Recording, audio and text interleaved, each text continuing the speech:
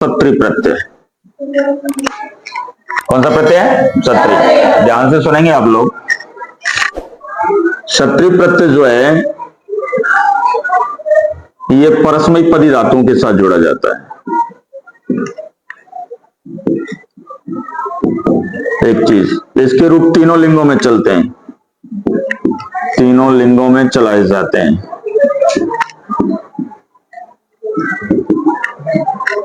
तीसरा, इसकी पहचान जो है अन, अंति या अति और अत। कल के सेशन में मैंने आपको यही समझाने का प्रयास किया कि जिस प्रकार तरप और तम प्रत्यय के रूप तीनों लिंगों में चलाए जाते हैं, उसी प्रकार सत्री प्रत्यय के रूप कितने लिंगों में चलेंगे? तीनों लिंगों में। ये अन का मतलब समझिए पुल्लिंग, ठीक है। अंति या अति का मतलब समझिए स्त्रीलिंग और अत का मतलब समझिए नपुंसकलिंग। यानी सत्री प्रत्यय के रूप भी तीनों ही लिंगों में चलाए जाते हैं। और इस प्रत्यय को याद रखने का सर्वोत्तम तरीका है, आप इसकी क्या रखें याद? पहचान। पहचान क्या कहती है? अन, अंति, अत, ठीक है। इसी प्रकार पहचान के बाद जब हम इस प्रत्यय को पढ़ना स्टार्ट करेंगे तो कुछ इस तरह से उदाहरण बन के सामने आएंगे। जैसे मैं लिखूं सत्री प्रत्यय, पट धातु है। कौन सी धातु है? पट। पट धातु के साथ सत्री प्रत्यय जोड़ेंगे तो पुल्लिंग में बनेगा पठन, ठीक है।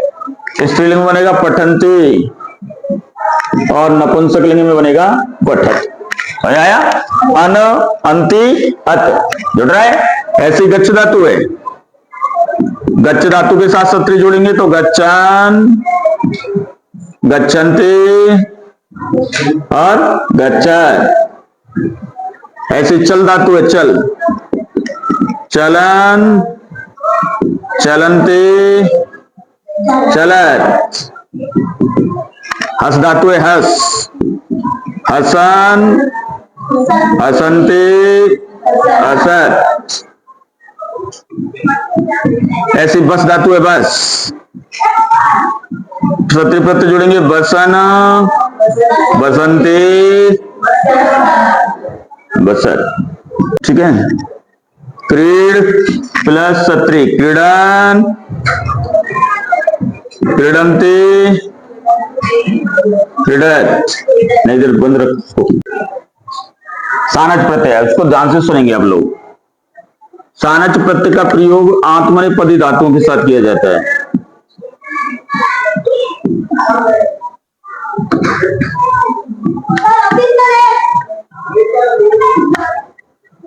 दूसरा, इसका आन भाग शेष रहता है।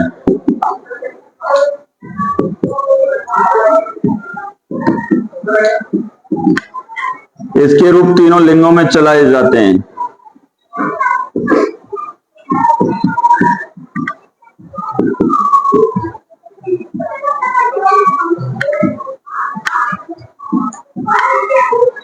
पहचान है इसकी आने, आना, आनम, माने, माना, मानम। समझ आ गया? दोबारा से सुने तो एक बार। सानच प्रत्यय का प्रयोग हमेशा कौन सी धातु के साथ किया जाता है? आत्मनेपदी धातु।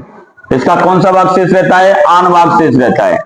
इसके रूप तीनों लिंगों में चलाए जाते हैं। पुल्लिंग में चलेंगे राम की तरह, स्त्रीलिंग में रमा की तरह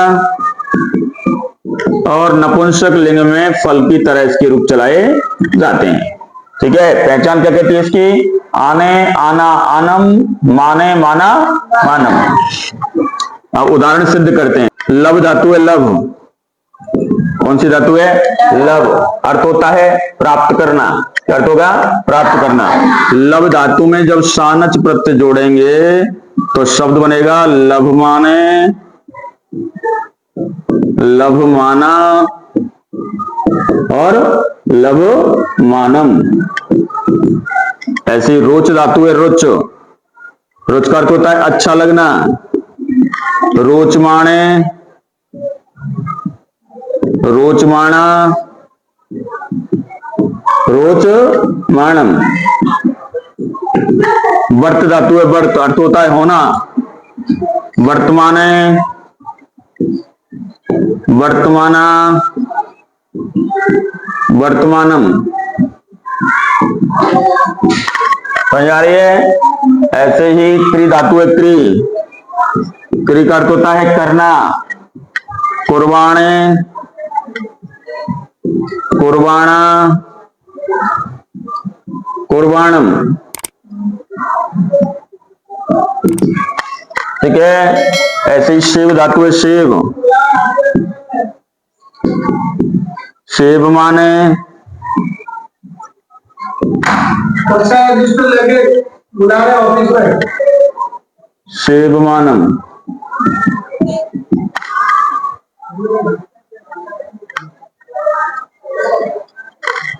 याच धातु है, याच। याच माने याचमाना, याचमानम। उतार लो, बंद कर।